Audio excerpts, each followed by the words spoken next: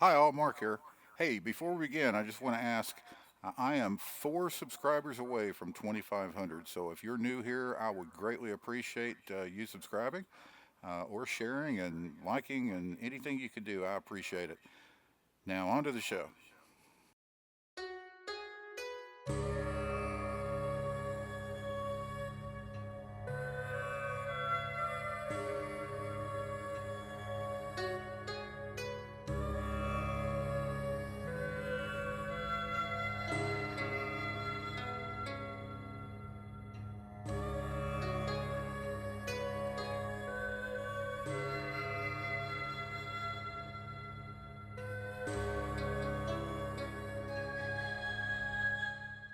Octagon.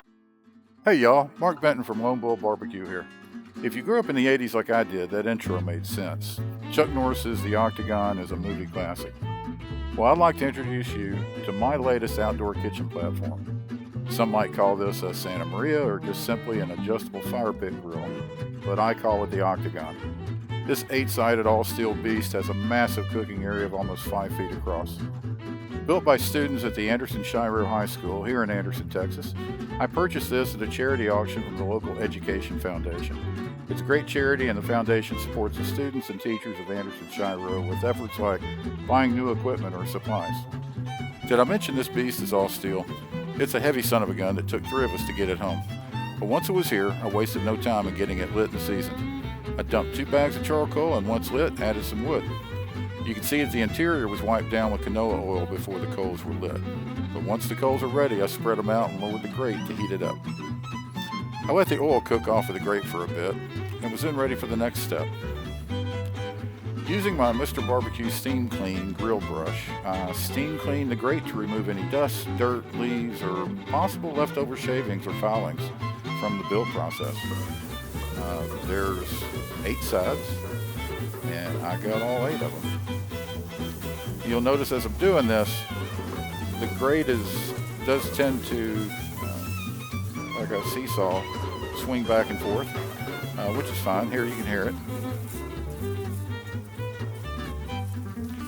Next, I sprayed the grate down with a good layer of PAM cooking spray, the higher temperature version. Now that that's done, it's time to tend the fire.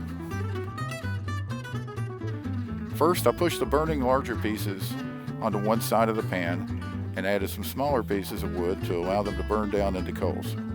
You have to keep maintaining this fire, as its coals are what will be used as a heat source as you spread them under the grate into the positions that you want them. Maintaining the fire in the pan is not optimal. My next project is to build a firebox or a barrel from a 55-gallon drum to make my coals, and then I can transfer them into the pan.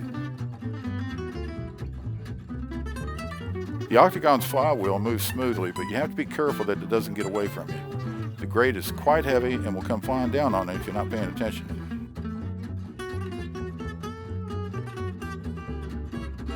So while we're waiting for the fire to burn down, let's prep some food.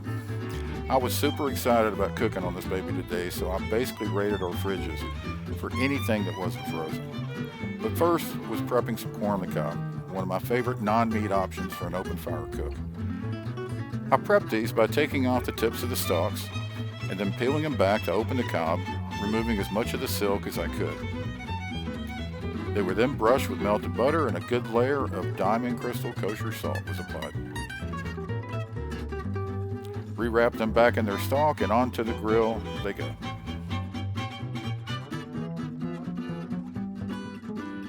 Up next, beef back ribs. 2 racks of them I purchased, I believe, from Costco or maybe Sam's or H-E-B. I really can't remember right now, but you can see one of them is pretty beat up. Needed a little trimming on the backside, but all in all, it was a good set of ribs, and it's never a bad day when you have beef ribs. I went very basic with the seasoning, diamond crystal kosher salt, and freshly crushed black pepper. After that, onto the grill they went. As I said, I pulled out anything that was thawed, and this was just the first round. You'll forgive me, I believe we're close enough past Christmas for me to get away with this. Round 1 consisted of 9 sausages, 6 jalapeno poppers, 5 ears of corn, 4 chicken pieces, 3 chorizos, 2 beef back ribs, and another round that's coming up next.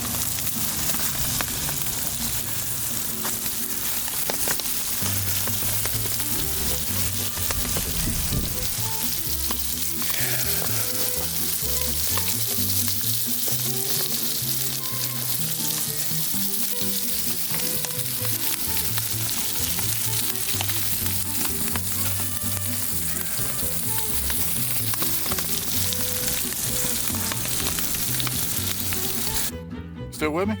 I promise no more singing, at least in this video. So that sizzle sounded good though, didn't it? The poppers and the sausage came off first, and I added 2 chicken breasts alongside the quarters. How about these beef ribs? Yes, they tasted as good as they look. They were still juicy with a good bite to them, and they were seasoned perfectly. Now it's time to build up the fire a bit, drop the grill, and load up round 2. This was a much smaller basket of goodies, but just as tasty. I put on some green onions, used my cast iron skillet to cook some sliders from HEB, hamburger taco meat, and the chorizo to mix in with it. Can't forget the fajita meat and the ribeye. Now I know all of this is to excess, but it fed me and my wife for a week, and I had a ton of fun doing it. I do hope to host some community asados, and I'm planning to roast a small pig on it in March. Thank you for watching this. I know it's not a normal product review, and it's not like you can go buy one exactly like this, but my point is, as a backyard chef, don't be afraid to take on challenges. Keep challenging yourself. Pepper up your backyard, and we'll see you next time.